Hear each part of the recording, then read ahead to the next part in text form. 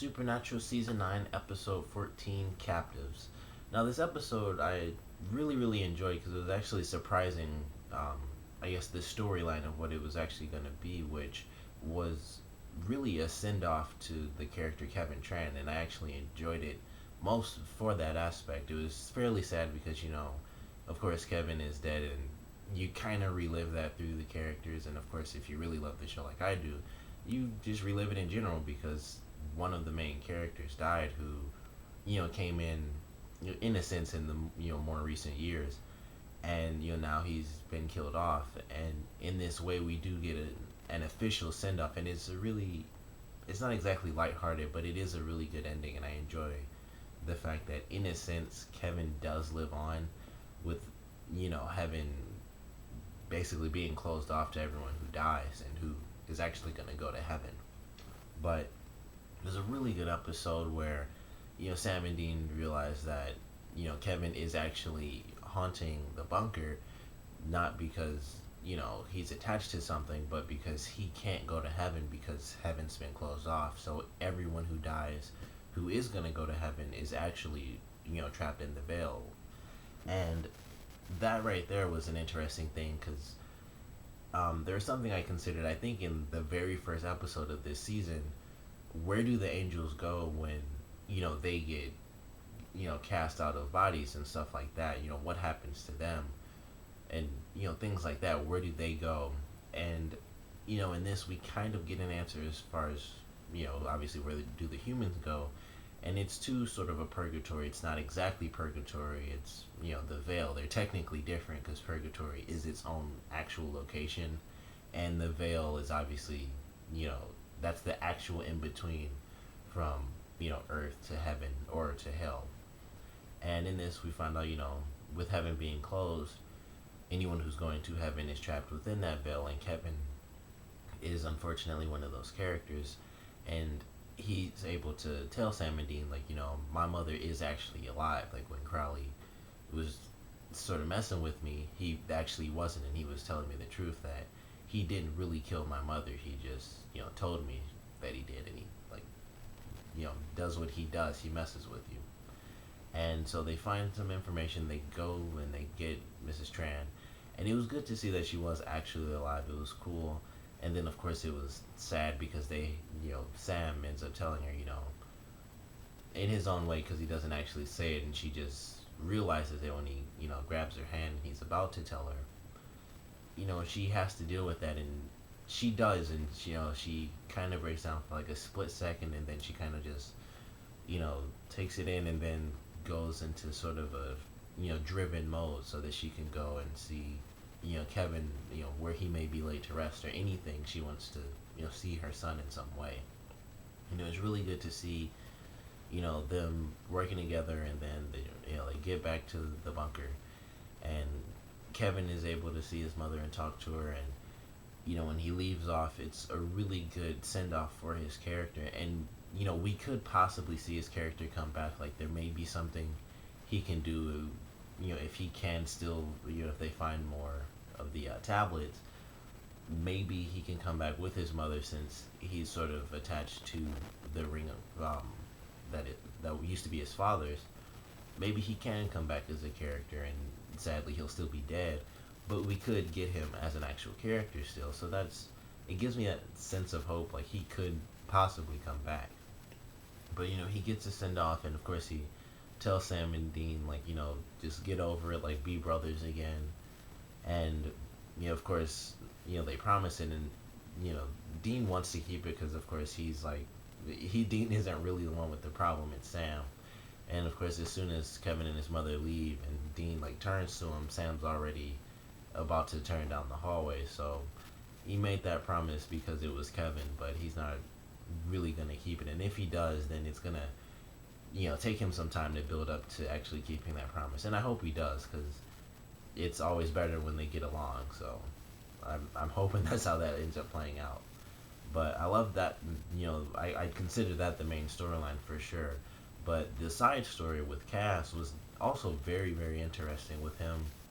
He finds this sort of third faction that's actually killed off in this episode when the last member dies.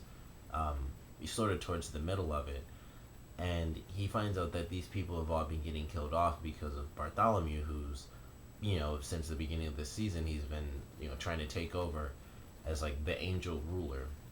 And something they did in this episode that really caught me off guard was the fact that Bartholomew gets killed off, and Cass is the one that does it. They're buddies because they used to be really close, and Bartholomew used to follow Cass, and I thought that was a really good dynamic. And he was like trying to bring Cass into the fold. Like, I had to kill those people for this reason because I take the orders that I'm given. And so he tries to bring him in, say like, hey, we're looking for Metatron just like you are. We have all this information, we give maps and sightings and this and that. I want you to help me, and I want to help you because we both want the same thing, and that's to open up heaven so that we can all go back home.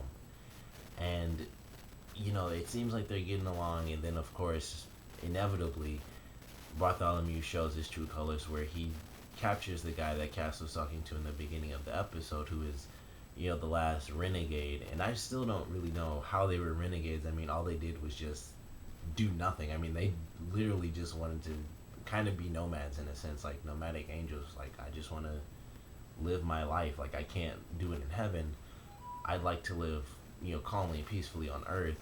And to Bartholomew, that was them being renegades. So of course he gives Cass what's not an option but an ultimatum, and Cass decides, if it's either kill him or die, I choose to die. And instead, Bartholomew kills the guy off, and then Bartholomew and Cass fight, and Cass ends up killing Bartholomew, which I didn't expect. Like I said, I thought he'd let him go, and then when Bartholomew was gonna try to stab him, he was gonna block him again, and get a little bit closer to killing him and say like, I really, really don't want to do this, and I'm just not going to. Like, you can't beat me, or something like that. And then he'd basically just take the second dagger and, leave out of there, because Bartholomew lost, and he'd kind of just concede for a certain amount of time. But instead of that happening, Bartholomew is just killed because Cass knows, he's just going to come after me. So, he takes him out.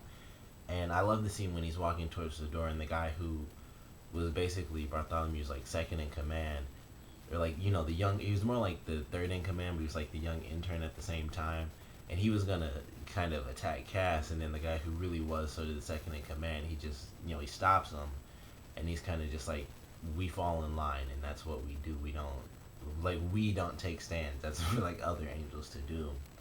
And Cass was the one who came out on top, so it's like, stand back and let this guy do whatever he wants.